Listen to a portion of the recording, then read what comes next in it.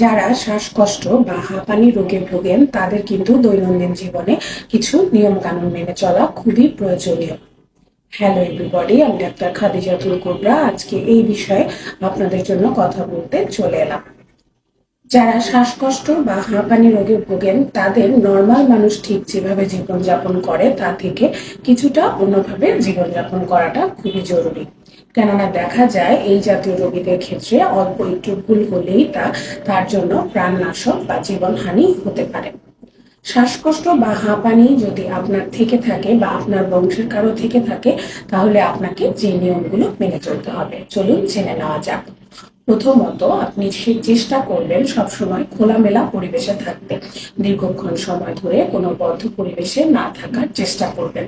বদ্ধ পরিবেশে থাকলে এই সমস্ত রোগীদের শ্বাসকষ্টের সমস্যাটা বেড়ে যায়, তখন ব্রঙ্কো কনস্ট্রাকশন হয় এবং এই জাতীয় রোগী তখন খুব সহজে শ্বাস নিতে পারে না। অনেক সময় যদি এই জাতীয় সমস্যা দীর্ঘক্ষণ হয়ে থাকে রোগীর অবস্থা খুব খারাপ হতে পারে। দ্বিতীয়ত যেটি আপনি করবেন সেটি হলো, আপনি যদি ইনহেলার ব্যবহার করে থাকেন তাহলে এটিকে সবসময় আপনার কাছে রাখার চেষ্টা করবেন। ছেলেদের ক্ষেত্রে পকেটে বা মেয়েরা কিন্তু তাদের ব্যাগে ইনহেলার অবশ্যই ক্যারি করার চেষ্টা করবেন। তৃতীয়ত, আপনি যদি নিয়মিত কোনো ওষুধ খেয়ে থাকেন যে আপনার শ্বাসকষ্ট বা হাঁপানি সমস্যার জন্য, তাহলে সেই ওষুধটাও সবসময় আপনার কাছে ক্যারি করার চেষ্টা করবেন। এই সমস্ত ওষুধ খুব ইজিলি কিন্তু পকেটে বা ব্যাগে ক্যারি করা যায়, তাই এগুলো অবশ্যই ক্যারি করার চেষ্টা করবেন। যে কোনো প্রয়োজনে যেন আপনি হাতের নাগালেই সেটি পেয়ে যান এবং সেই ওষুধটি নিজের উপরে প্রয়োগ করে বা খেয়ে নিতে পারেন, তাহলে আপনি আপনার সমস্যা থেকে পরিত্রাণ পাবেন। পরবর্তী যে কারণটি বা যেই উপায়টি বলবো সেটি হলো যে আপনাকে অবশ্যই ধুলাবালি থেকে দূরে থাকতে হবে। ধুলাবালিময় কোনো জায়গা আপনাকে অবশ্যই পরিহার করতে হবে। সাধারণত ধুলাবালি বা ডাস্ট অ্যালার্জি যাদের আছে তাদের ক্ষেত্রে কিন্তু ধুলাবালিতে গেলে এই অ্যাজমা এক্সাজারেট হয়, আমরা মেডিকেলের ভাষায় যেটা বলে থাকি, সেই ক্ষেত্রে কিন্তু অ্যাজমা সমস্যাটা আরো প্রকট হতে পারে।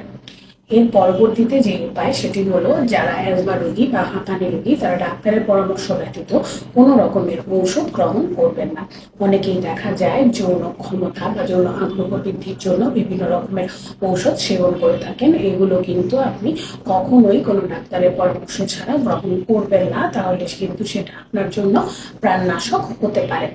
এছাড়াও দেখা যায় যে বিভিন্ন রকমের আইভি ড্রিপ ট্রিটমেন্ট, এগুলো যদি আপনি কোনো ডাক্তারের পরামর্শ ছাড়া গ্রহণ করে থাকেন তাহলে কিন্তু সেটা অ্যাজমা রোগী বা হাঁপানি রোগীর জন্য প্রাণনাশক হতে পারে। তাই আগে একজন ডক্টরের সাথে কথা বলে তারপরে আপনি এই সমস্ত ঔষধ অ্যাজমা থাকার পর নিতে পারবেন কি পারবেন না তা ডক্টরের কাছ থেকে জেনে নেবেন। আজকের ভিডিওতে আপনাদেরকে এই সমস্ত উপদেশ দেওয়ার চেষ্টা করলাম। আপনারা যদি এ জাতীয় কোনো সমস্যা বা স্বাস্থ্য সম্পর্কিত যে কোনো সমস্যা 24/7 পেতে চান অনলাইনে বা একটি কলের মাধ্যমে, আপনি যোগাযোগ করতে পারেন আমাদের সাথে। ডক্টর গিরি ওয়েবসাইটে ক্লিক করে বা আমাদের স্ক্রিনে দেওয়া নম্বরে যোগাযোগ করে 24/7 আপনি পেয়ে যাচ্ছেন অভিজ্ঞ ডাক্তারের পরামর্শ। তাই আর দেরি না করে আজই যোগাযোগ করুন ডক্টর গিরির সাথে। ধন্যবাদ সবাইকে ভিডিওটি দেখার জন্য। সবাই ভালো থাকবেন, সুস্থ থাকবেন এবং অবশ্যই ডক্টর গিরির সাথেই থাকবেন।